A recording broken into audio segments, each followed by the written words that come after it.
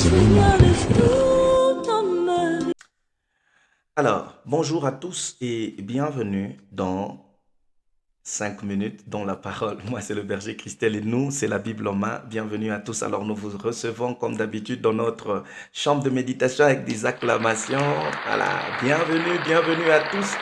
Bienvenue dans Colossiens chapitre 2. Alors, on a déjà commencé le livre de Colossiens. Nous le lisons, nous le méditons, nous essayons de voir quelle a été la pensée qui a poussé Paul à pouvoir écrire à cette église-là. C'est très important. On peut tirer aussi certaines grâces, certaines leçons de la vie. Colossiens chapitre 2, nous avons vu verset 1 jusqu'à 3, là où il a dit que sa prière à lui est que chacun d'entre nous ait l'expérience de la connaissance et surtout la compréhension du mystère, du plan de Dieu qu'on appelle Christ. Et on a dit toute la vie chrétienne commence là-bas. Il y a ceux-là qui n'ont pas accès à cette connaissance là-bas, à ce mystère. Aujourd'hui, nous allons prendre le verset 6.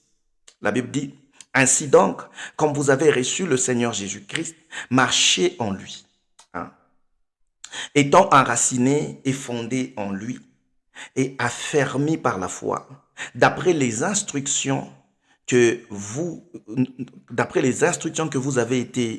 qui vous avez été données, et abondez en actions de grâce. Prenez garde, verset 8, que personne ne fasse de vous sa proie par la philosophie et par une vaine tromperie, s'appuyant sur la tradition des hommes, sur les rudiments du monde et non sur Christ. Waouh, quel texte. Prenons, on va le relire un peu calmement. Calmement, non? Et on va comprendre. La première des choses, il dit: ainsi donc, comme vous avez reçu le Christ. Donc, il ne parle pas seulement aux gens qui viennent à l'église, mais il parle aux gens qui ont reçu d'abord le Christ. Ma question à moi, as-tu déjà reçu le Seigneur Jésus dans ta vie? L'aventure avec Dieu commence là-bas, la réception. À tous ceux qui l'ont reçu. Jean chapitre 1, verset 12. À ceux qui ont cru en son nom. D'abord, recevoir. Tu l'as reçu quand? Tu l'as reçu comment? As-tu une histoire avec lui? Quelle est votre histoire d'amour avec Jésus? Alors, tout commence là-bas. Il dit: parce que vous l'avez reçu. Comme vous avez reçu le Seigneur Jésus-Christ, vous l'avez reçu pour que vous soyez sauvés. Donc, il parle aux gens qui sont sauvés. Maintenant, voici ce qu'il leur dit. Il dit: marchez en lui. Vous devez apprendre à marcher, non pas en dehors de lui.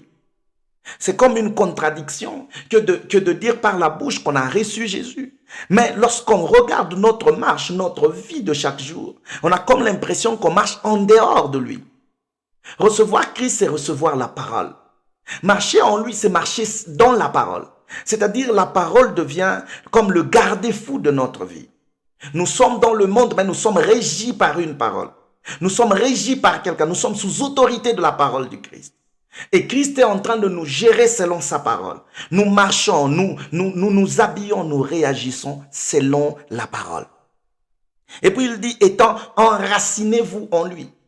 Il est important que nous puissions trouver nos racines en Christ. Pour quel but? Pour que nous puissions trouver le nutriment nécessaire afin de grandir dans notre vie chrétienne. Écoutez, quand on donne notre vie au Seigneur, on est bébé spirituel. Mais il faut apprendre à grandir. Mais on ne grandit pas en dehors de lui. On doit grandir en lui.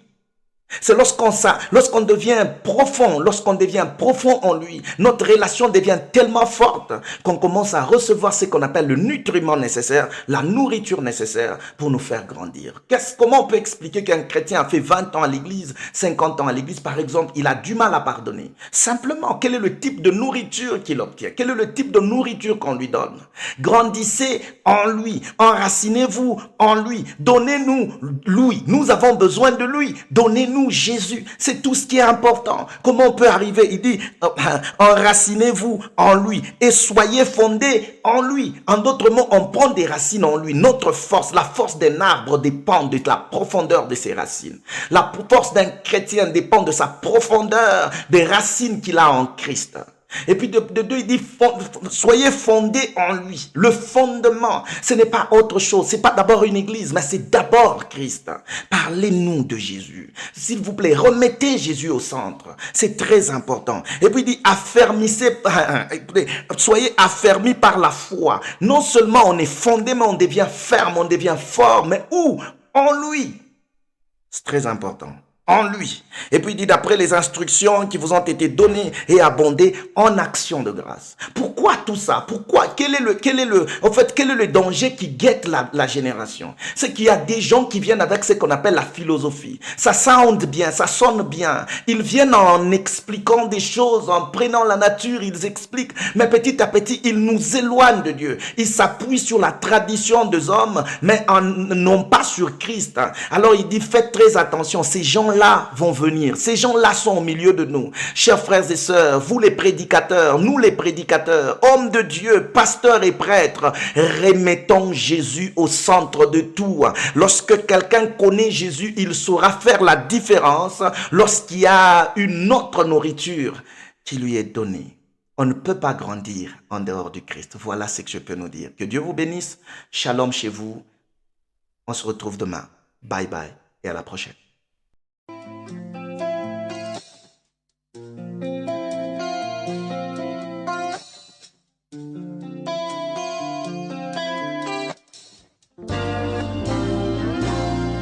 Je me souviens de tout.